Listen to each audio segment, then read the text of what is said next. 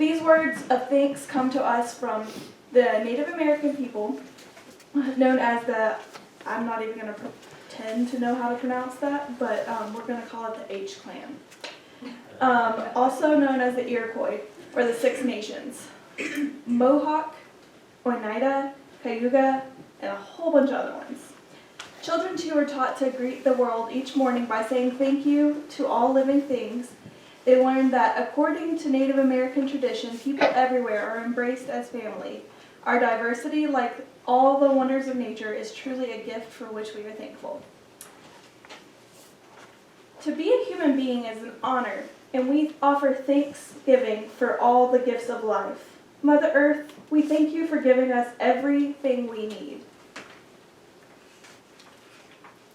Thank you, deep blue waters around Mother Earth, for you are the force that takes thirst away from all living things. We give thanks to the green grasses that feel so good against our bare feet, for the cool beauty you bring to Mother Earth's floor. Thank you, good foods for Mother Earth, our life sustainers, for making us happy when we are hungry. Fruits and berries, we thank you for your color and sweetness. We are all thankful to good medicine herbs for healing us when we are sick. Those berries look delicious, don't they? Thank you, all the animals in the world, for keeping our precious forest clean. All the trees in the world, we are thankful for the shade and warmth you give us. Thank you, all the birds in the world, for singing your beautiful songs for all to enjoy. We give thanks to you, gentle four winds, for bringing clean air for us to breathe from the four directions. This is how you hold the book inside it. Oh, is it? Thank you for teaching me that. Thank you, Grandfather Thunder Beings, for bringing rains to help all living things grow. Elder Brother Sun, we send thanks for shining your light and warming Mother Earth.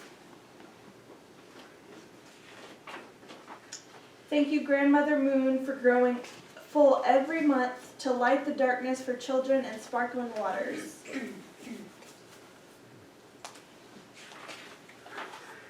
We give you thanks, twinkling stars, for making the night sky so beautiful and for sprinkling morning dewdrops on the plants. Spirit protectors of our past and present, we thank you for showing us ways to live in peace and harmony with one another. And most of all, thank you, Great Spirit, for giving us these wonderful gifts so we will be happy and healthy every day and every night. All right, let's go downstairs.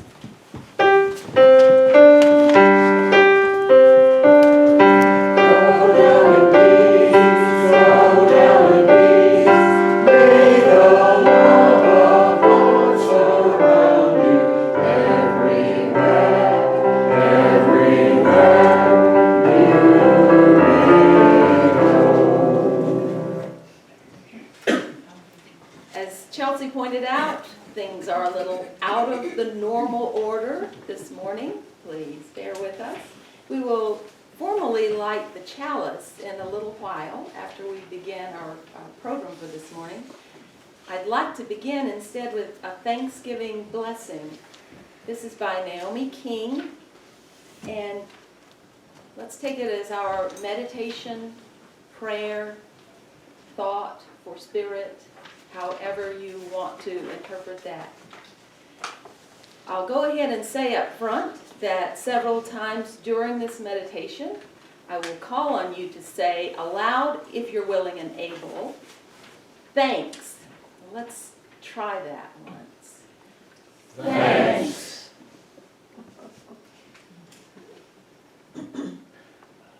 Let us join our hands and hearts, if you'd like to hold hands.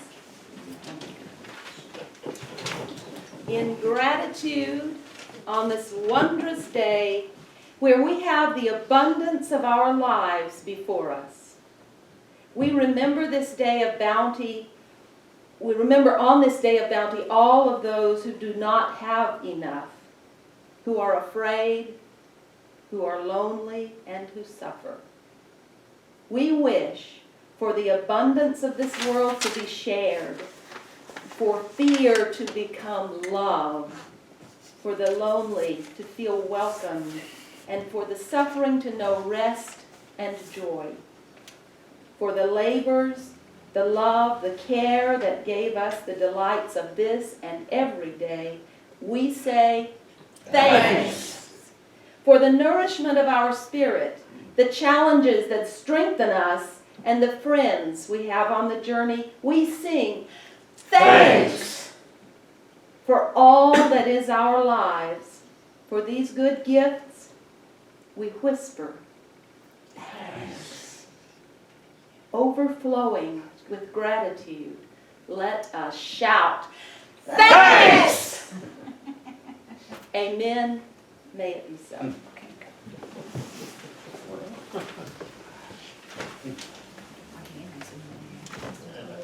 If you turn into the gray hymnal to page 349, please stand as we sing, if you're willing and able. Number 349. 349.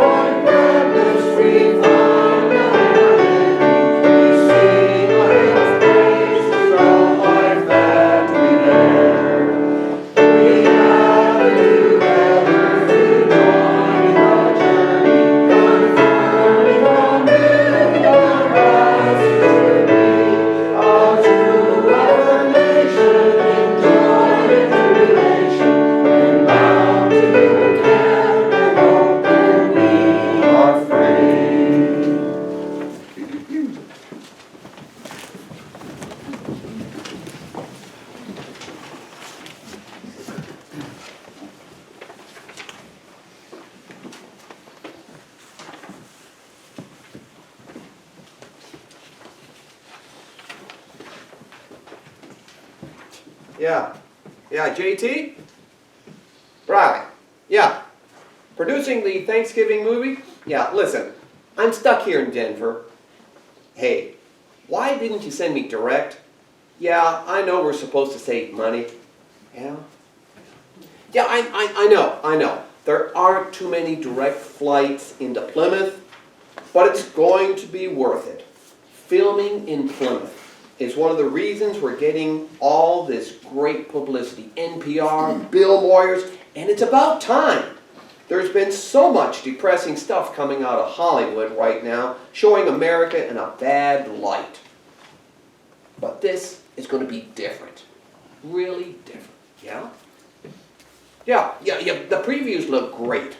Thanksgiving, the movie, shot on location with the real descendants of Pilgrims and Indians. I told you that's why I got this gig, because I'm related to the early settlers. Most of them are still local to this area.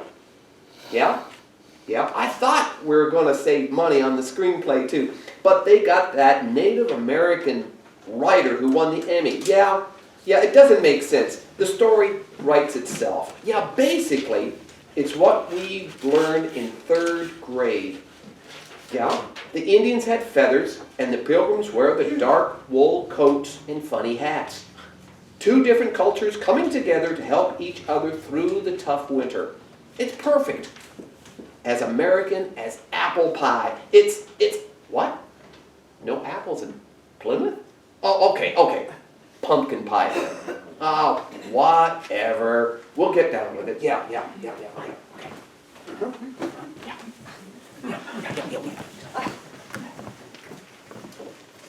I'm telling you, honey, this movie is going to change everything for us.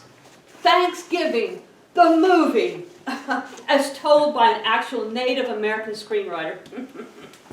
This is going to clear up all those backward ideas about Plymouth, where the Indians and the Pilgrims, oh jeez, loved each other and lived happily ever after. Ah! Please! The movie is the reason I've stayed in this business for so long. I've been determined for years to set the record straight on this one.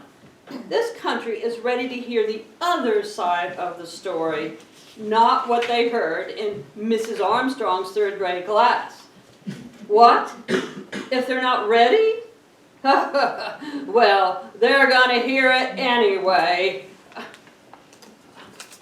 Yeah, we're down here for a couple of months of rehearsal. Then we're shooting live, and in one day, on Thanksgiving Day, we're going to do a reenactment. But this time, it's going to be the way it really happened. The Pilgrims came in and had no idea how to survive. The Indians came in and helped, and what did they get for helping?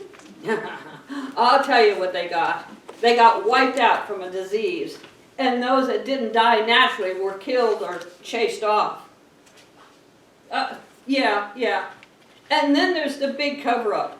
Pilgrim descendants writing it up so that they look like heroes. It's just these kinds of stories that make us think we can march into other countries and liberate them. Yeah, I'll give them something to liberate. Huh? Yeah? Oh, I'm taking my blood pressure medicine. Yes, I know. I will.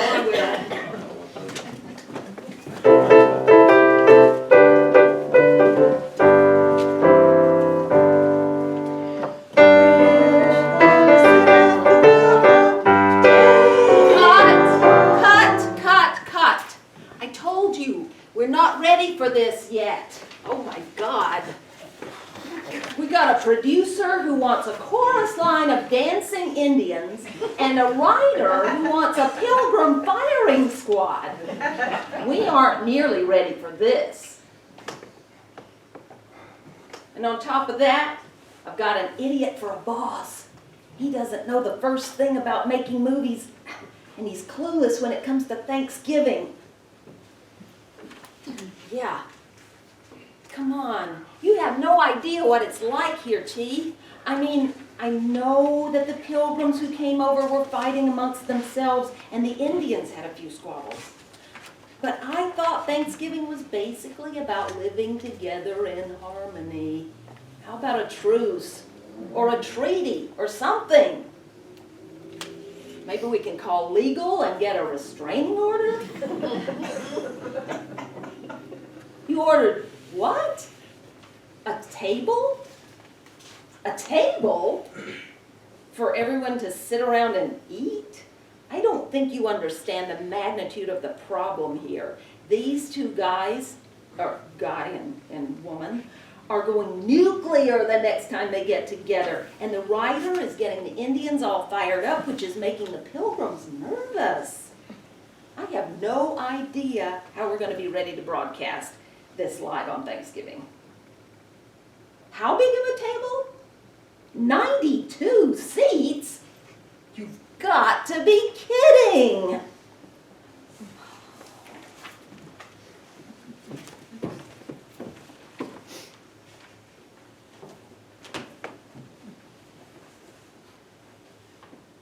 We gathered together as a community of memory and hope to celebrate life and its infinite possibilities for love. We light this chalice as a symbol of the light within every human heart. May our individual sparks meet and merge, bringing both light and warmth to the world.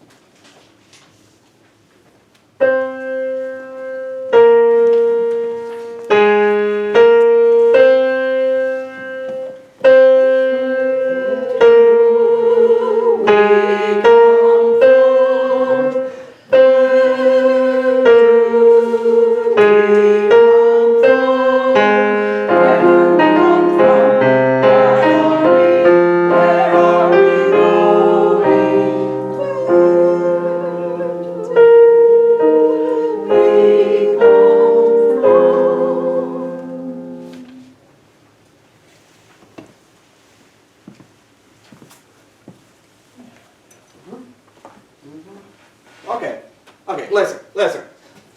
The ship's pulled into the dock. Yeah, the dock. What, no dock? Are you sure? Whatever.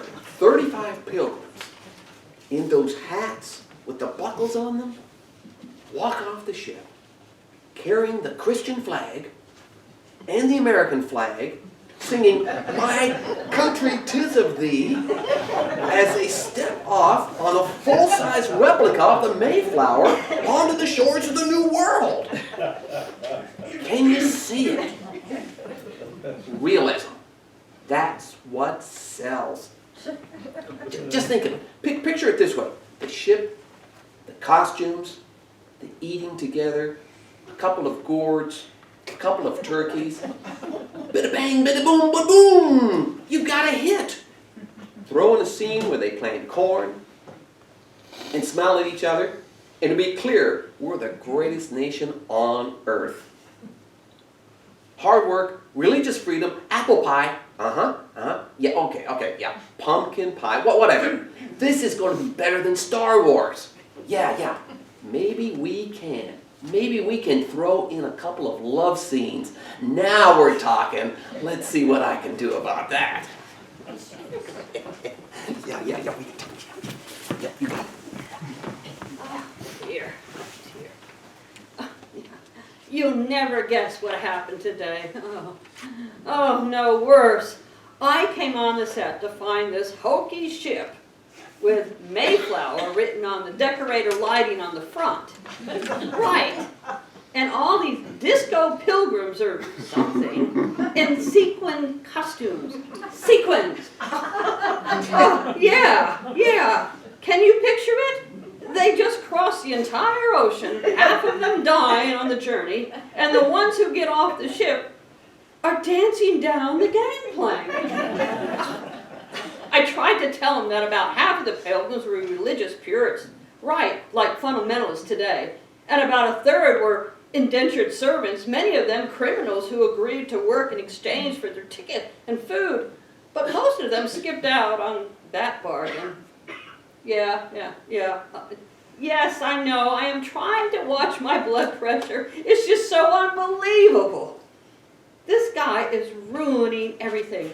Did you know he wanted to take out the part where the Pilgrims first landed 200 miles north of Plymouth at Nauset Indian Burial Ground, and they tried to steal all the food the Indians left on the graves for their ancestors? Yeah. The Indians chased them back to the ship where they had to sail back 200 miles south before it was safe to land. That's how they found Plymouth.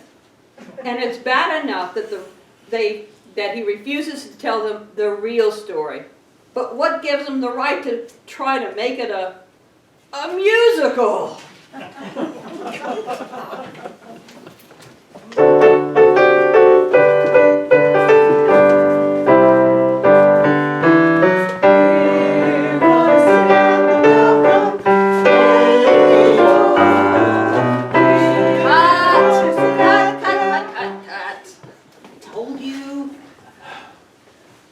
This part may not even actually happen. We're about as far away from the welcome table as you can imagine.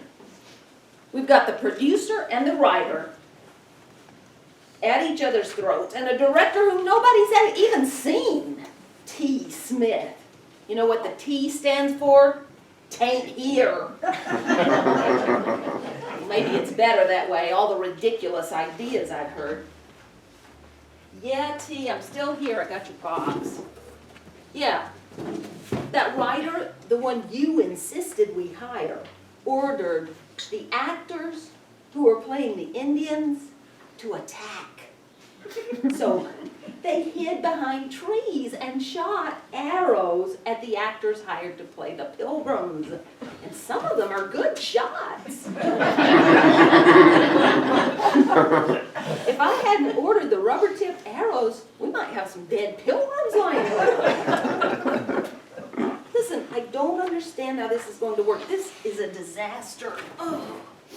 We're never going to be ready to go live on Thanksgiving Day. Yes, I got the 200 boxes of stovetop stuffing you ordered. Do you really think they use stovetop at the first Thanksgiving? And by the way, the table arrived. It's way too big. It says here that somebody is gonna stand up and talk about guests at your table and candles?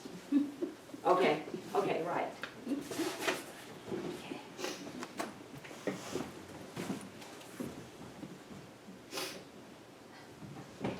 Pregnant girls.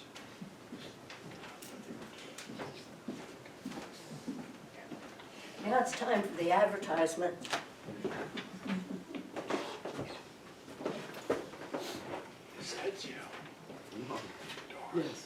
The first thing I wanted to talk to you about today is Guest at Your Table, which is a Unitarian Universalist tradition at Thanksgiving time. And I have a flyer that I will post on the board, but I want you just to take a look at it. Most of you are familiar with Guests at your table, but when most of us sit down at a table, most nights of the year, that's a big enough seat to at least put one more person at your table. And most of us are blessed to have enough food and for at least one more person. And the world has many people who can't find a place at the world's table or enough food. We found ways to help. You all have heard of our tradition of Guests at Your Table, and that's where we place a box on our dinner table, and each time we sit down, we remember to put some money in that box. It's a token of remembering the people in the world who do not have enough, who do not have enough to have a well-balanced supper or a protein for breakfast, like we all try to do. So I'm asking each of you to join in this effort. The money that's collected in each of the boxes, we'll bring that all together and send the money to our UU Service Committee, which will help to purchase healthy, regular meals, medicine, and clean water for families that don't have enough. So I will put the boxes and the flyers that we have on the back so that you can get one this afternoon during the potluck or on your way out. And I'll put this on our bulletin board to remind all of us. I will be collecting those boxes in 3 weeks' time, okay? So that's before Christmas. So we actually have exactly a month between Christmas and Thanksgiving this year, which is interesting. But anyway, it struck me. Now I'd like to do Candles of Community and back to our service. At the end of Candles of Community, I have a writing that was done by Joe Mosier Badgett, who is a member of our church, but now is studying for seminary. And so I wanted to read that. It is about Transgender Day of Remembrance. This today, November 20th, is Transgender Day of Remembrance. And it's, of course, to bring to our minds those men and women who have been hurt or killed, or who have actually committed suicide because of the hardship they've endured for being transgender.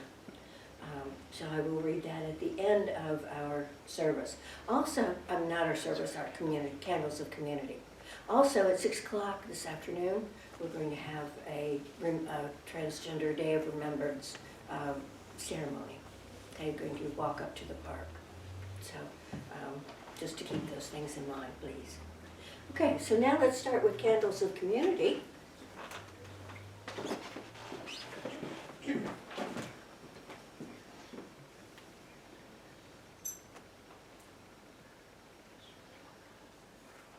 please come forward and light a candle, either in silence or with words, for something significant and moving in your life.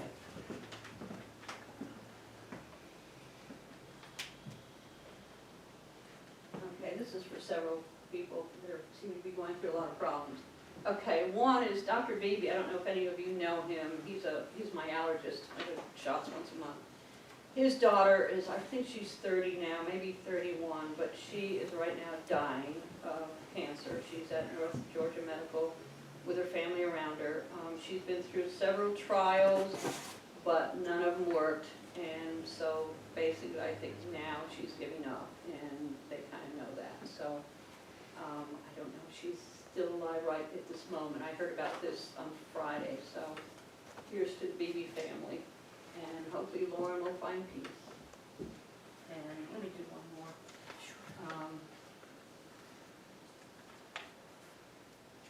Okay, and I have another friend in New Jersey. He's got a mass on his lungs. I still haven't heard yet if it's cancerous, but whatever it is, he's going to have the mass removed. So they're hoping it won't be cancerous, or that it's gone through the lymph nodes, whatever. I don't know what the latest is on, but here's from Mike, and hopefully he'll do okay. And for my niece Barbara, who's got pancreatic cancer, she's doing great. It's been almost a year now. She walks 40 blocks a day in New York City. She's taking a writing course, a painting course. She goes to this, I mean, she's amazing. I don't know how she does it. Willpower.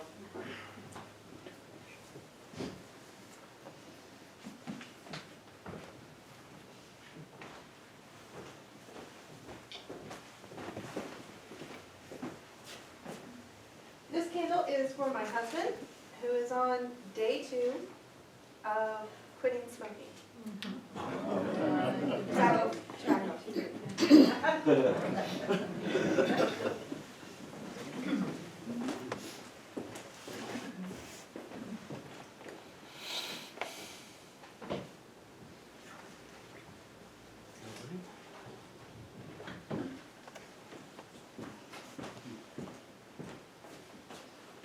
I'm Sylvia.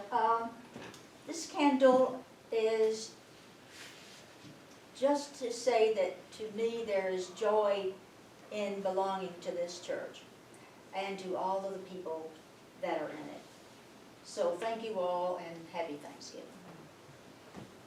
Here, here.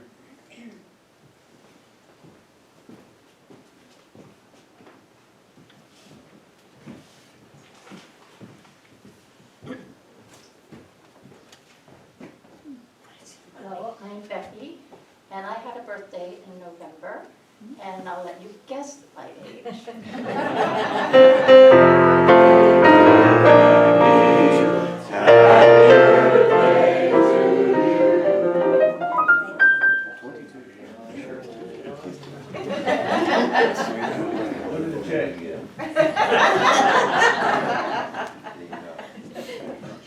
I'm Vanessa, and I just want to thank the creative people in this church and the larger church that we're part of. Thank you to each of you who joined me in our service today, and those of you who came early. Was it only last week to rehearse? And also to the Reverend Greg Ward and Jolinda, whose name I've forgotten. They're mentioned in the order of service, the people who created the story we're presenting to you today. And I hope that you will all take some message from it that you can use in your daily lives. So.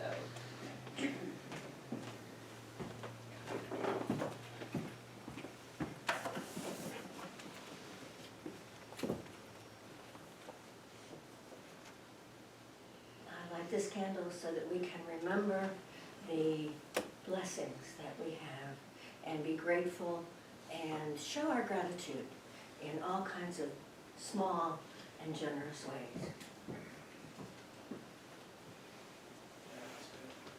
Oh, and I should light a candle too for Joe, for his wonderful contribution to this congregation and for our hopes for him in the future. It's like we're all parents. He got a church full of parents, poor guy.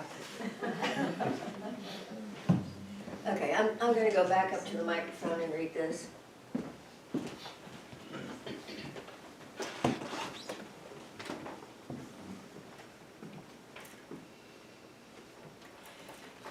Joe writes, Beloveds, in the light of the election, November has been a trans awareness month that has weighed extra heavily on all our hearts.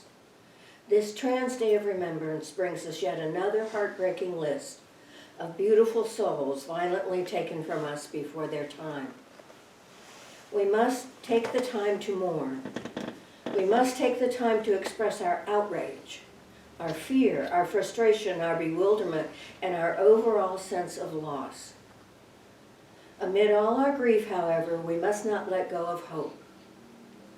So I want to take a moment to talk about why we do still have cause for hope.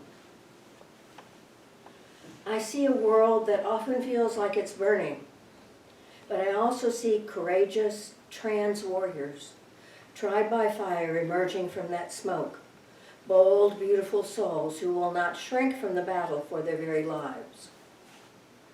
I see floods of heartbroken tears, but I also see refreshing streams of compassion and forgiveness, flowing away from those floods to water luscious valleys where hope and tolerance grow, and where trans people can live safe from fear. I see arms stretched out in violence and voices screaming hate, but I also see hands reach out to protect and comfort the defenseless. And I hear voices raised in lullabies, sacred songs, and healing mantras of peace to soothe souls and heal bodies.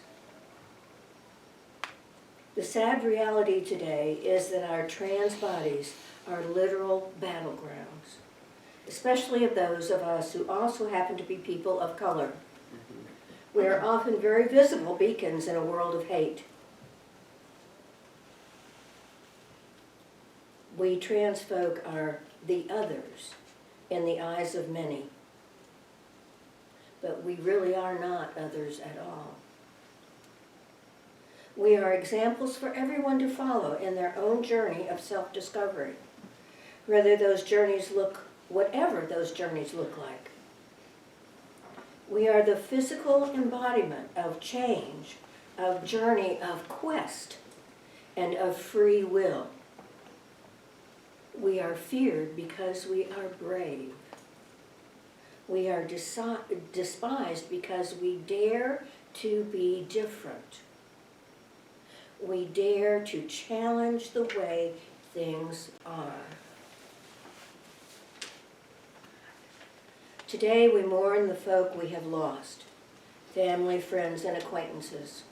We feel the pain of their absence deeply. It is a deplorable tragedy that they will not get to see the brighter days ahead. But we do not stop with merely mourning, because we also pause to renew our solemn promise to never give up. We renew our promise to be the light and never give in to darkness. As always, there is fear and hate around us, but there is even more hope and even more love.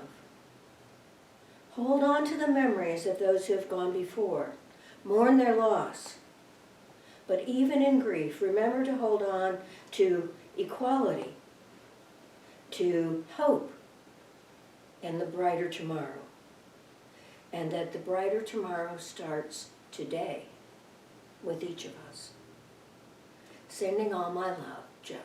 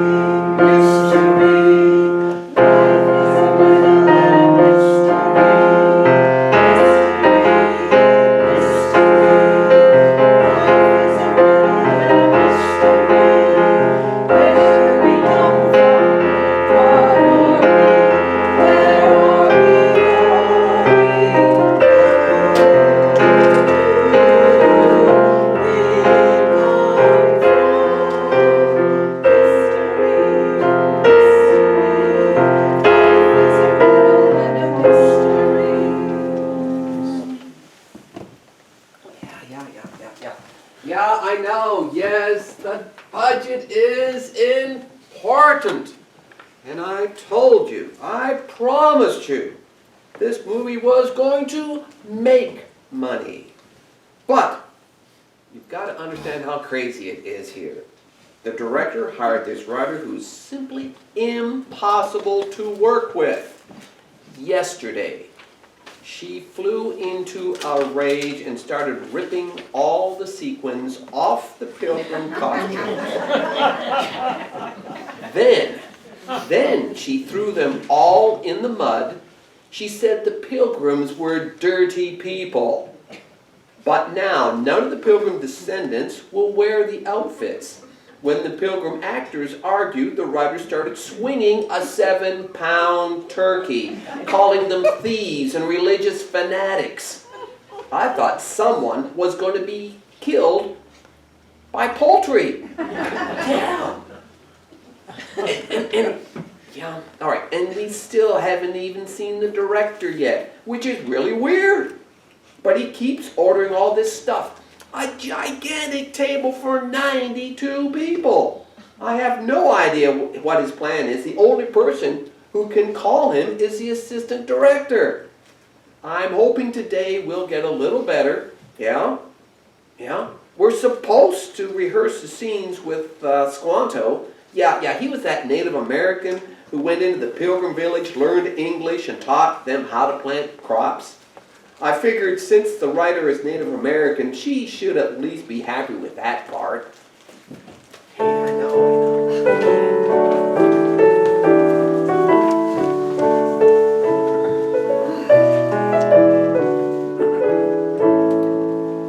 You're gonna love this. I set fire to all the teepees. Yeah, the producer was using teepees. I told him that the Wampano didn't live in teepees. They actually lived in birch bark houses called wetu. It was the Plains Indians that lived in teepees. But what made it even worse is he ordered the teepees from Kmart. So they all had smiley faces on them. No, I didn't burn down the whole set, but it did put the kibosh on the Squanto scene. Well, yeah. Well, sure, he helped the pilgrims, but the part of the story that never gets told is how Squanto, whose real name was Tisquantum, was, by the way, had been helping settlers for 40 years before the pilgrims came. No. The pilgrims were far from the first European people to land there.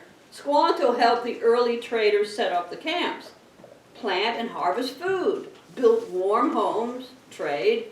In the process, he learned English. Squanto even made a trip to England and returned twice before the pilgrims came to America. When he was in England, he was hired to be in a sideshow.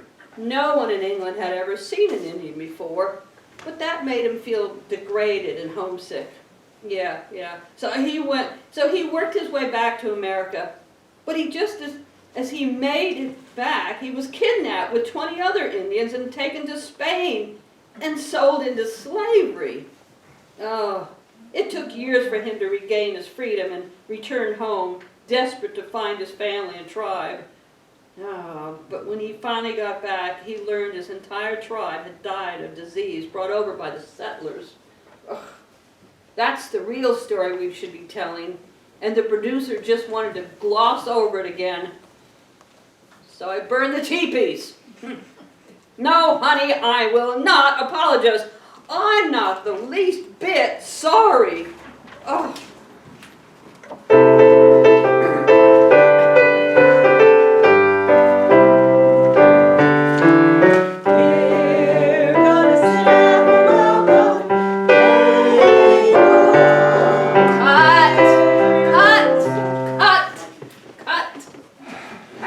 I told you to get rid of this part.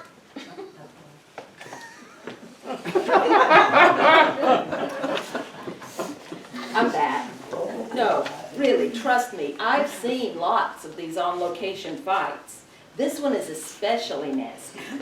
If we don't get a couple of straitjackets, these two Mad Hatters are gonna hurt each other. And it's becoming contagious. With all the pilgrims and Indians joining in, I really don't see what 92 chairs are going to do to help. Thanksgiving night, millions of Americans are going to sit down after eating themselves silly, turn on their TVs and see two grown men, a lady and a man, wrestling in the dirt on the shores of historic Plymouth. Maybe that's a more appropriate version considering these two. Oh. Yeah, and come to think of it, it's realistic considering the Thanksgivings that many of us actually have. Especially this year. But T, I have to tell you that all the things you keep ordering make it even harder. The fire trucks couldn't get through because the way was blocked by cases of canned cranberries and boxes of stovetop stuffing. And what's with the 100 live turkeys? 3 dozen of them got loose. The firemen finally got both sides to help round them up. But now we're no closer to rehearsing, and we have 1 week to go. Yeah, I'll call you back.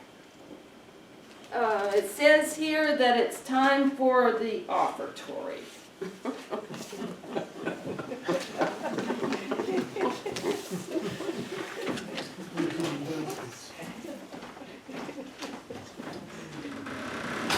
Got any money? Yeah. Join me in reading the affirmation that you find in your program. Let there Let be there an be offering to sustain and strengthen this place, which is sacred to so many of us, a community of memory and of hope, for we are now the keepers of the dream.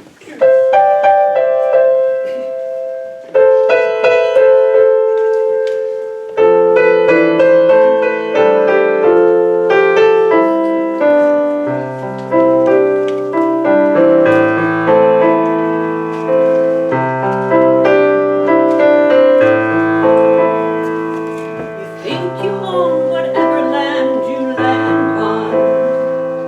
The earth is just a dead thing you can claim. But I know every rock and tree and creature has a life, has a spirit, has a name. You think the only people who are people are the people who look and think like you.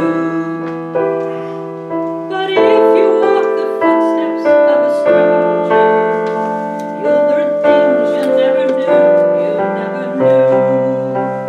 Have you ever heard the wolf cry to the blue corn moon, or asked the granny bagpipe why he grinned? Can you sing with all the voices of the mountain? Can you paint with all the colors of the wind? Can you paint with all the colors of the wind? Come run the hidden pine trails of the forest. Come taste the sun-sweet berries of the earth. Come rolling over bridges all around you, and for once never wonder what they're worth. The rainstorm and the river are my brothers. The heron and the otter are my friends. And we are all connected to each other in a circle, in a loop that never ends. Have you ever heard the wolf cry to the blue corn moon, or let the eagle tell you where he's been? Can you sing with all the voices of the mountain? Can you paint with all the colors of the wind? Can you paint with all the colors of the wind?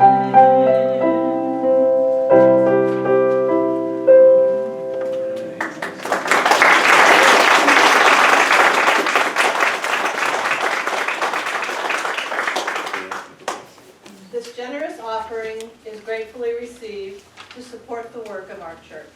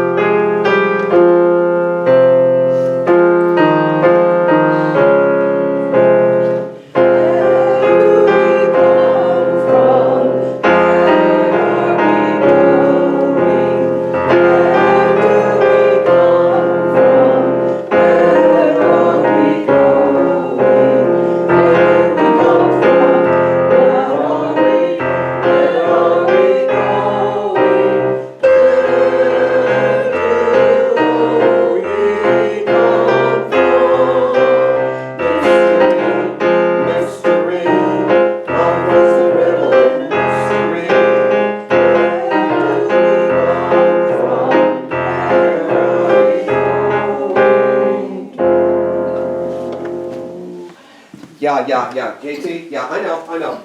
I know we're way, way over budget on this one. Woo, you. Yes, I know I promised you a musical spectacular. But I gotta say, yesterday, as I was chasing after turkeys with the Indians, some of what we've been talking about has started to sink in. I found out that what the writer is saying is accurate. Yeah, hang on. Yeah, it all seems different knowing that history. I guess I never knew about Squanto being kidnapped before, or that disease brought over by settlers wiped out native people, family after family, tribe after tribe, or about pushing the Indians from their land, even stealing their most sacred places. If this is what happened, I guess it just doesn't fit into my idea of what America is all about. It's not the story I learned in 3rd grade, that's for sure. Yeah, I know. It's the way of the world. Wars happen all over the world, and people who win the wars keep the land and write the history. I was just hoping we'd be better than that. What really got me was hearing the stories from the Indians who were hired for the show, about how their people lost not only their land, but their religion, their holy places, their entire culture.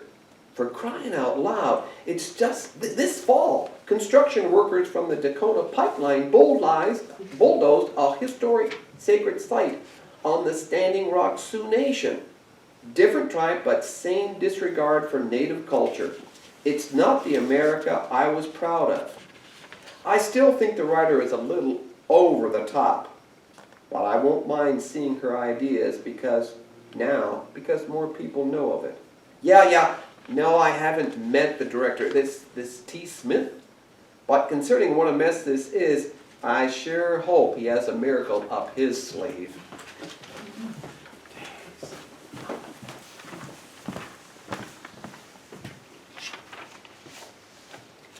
Still angry? No. I mean, yes. Oh honey, I don't know what I mean anymore. It's not that the producer and I are ever going to a family vacation together, but he's not the doofus I was thinking either. Take today, for instance. I saw him talking to the Indians, and I figured he was up to another one of his crazy stunts, right? So I went out there. He was listening to the Indians, telling their real life stories of how their ancestors lost their land and their rights and their culture to profit and greed. And he just listened. You should have seen the expression on his face. I still don't know how this movie's going to turn out. But even though I never thought it was possible, maybe we can teach people without hitting them over the head with poultry. But if that's going to happen, it's got to happen in a hurry. Oh, we shoot this movie in the morning. Oh, good grief.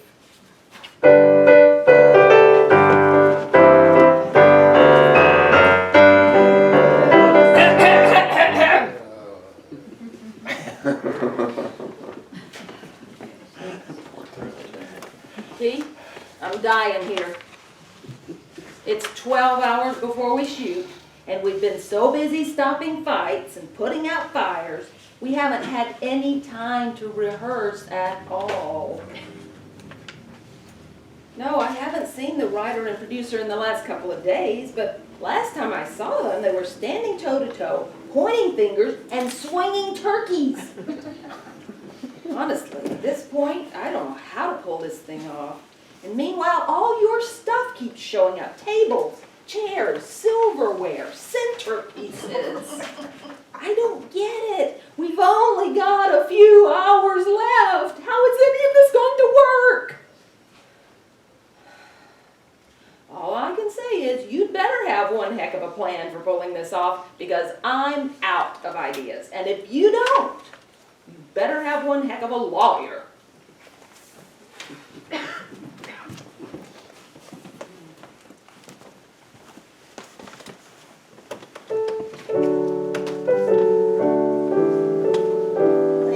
Late that night, the producer and the writer, and all 92 members of the cast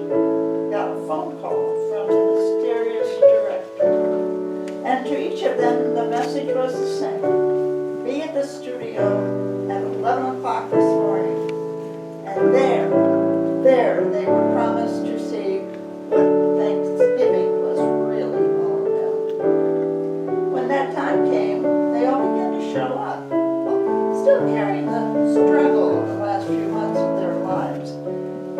They all brought some frustration and some doubt and some distrust. But as more people gathered outside the studio, they could hear music coming from inside, and some of their hesitation passed.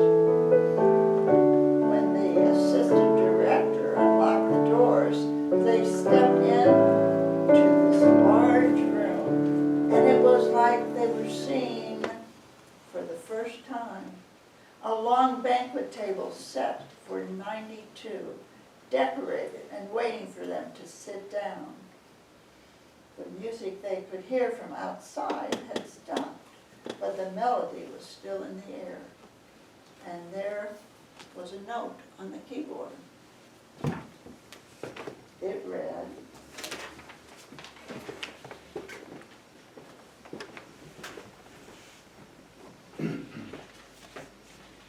Dear people of Thanksgiving, we are here to make a movie that tells the truth. And the truth is that everyone wants to tell a story they can be proud of. The people who write history, that is, those who end up owning everything, always change history to reflect what they are proud of, even if it didn't happen exactly that way. The coming together of the Pilgrims and the Indians 400 years ago was no easier than the two sides of your families coming together today, and no easier than you coming together to make this movie. People from different places with different perspectives, carrying different hurts and hopes, sitting down. When it works out well, we pull each other through. When it doesn't, we pull each other down. I descended from people on both sides of the Thanksgiving story. My mother was Native American from the lineage of Tisquantum. That's why I'm called T. My father was English. His ancestry goes back to John Smith. I had to work hard to reconcile these two parts of my past, just like you and your country. What pulled me through were the moments, however infrequent, when the two sides sat down together at the same table and talked. It wasn't a matter of what we wore or what we ate or who sat where. It wasn't about right or wrong, good and bad, black and white. In the end, it was about listening and understanding, acceptance and forgiveness. That's why I haven't cared about your script or your costumes or your tirades. I felt it was more important to just sit down together. The cameras will start shooting as soon as that happens here. Then, if there is any truth to Thanksgiving, you will find it in what you share with the people around you. Real Thanksgiving is about the humanness of one side of the table, discovering the humanness of the other side. Those two sides are more important than right and wrong, good and bad, black and white. Those are two sides the world hasn't heard from nearly enough. The cameras are rolling. The world is watching. What side will you show them? We directors always say the same thing. Show them your best side. Sincerely, Tisquantum. T. Smith, your director. They sat there for a minute thinking, what do you think they did? What would you do? What will you do? These tables we're about to be pulled out of our closets may not look that big, but they are ready to seat whoever's here. If you open your mind, your heart, your lives to make room for Thanksgiving, let's make room for one another at the welcome table. If you would turn to page 407 in your hymnal, you may remain seated.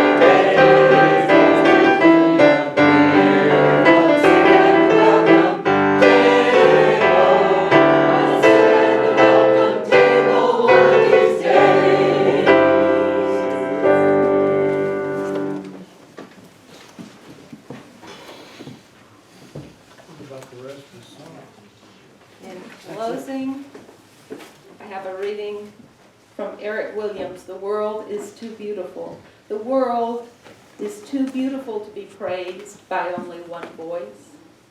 May you have the courage to sing your part. The world is too broken to be healed by only one set of hands. May you have the courage to use your gifts. And as we extinguish our chalice this morning, may you go in peace, but not too far, because the potluck is coming up. All right. Very good.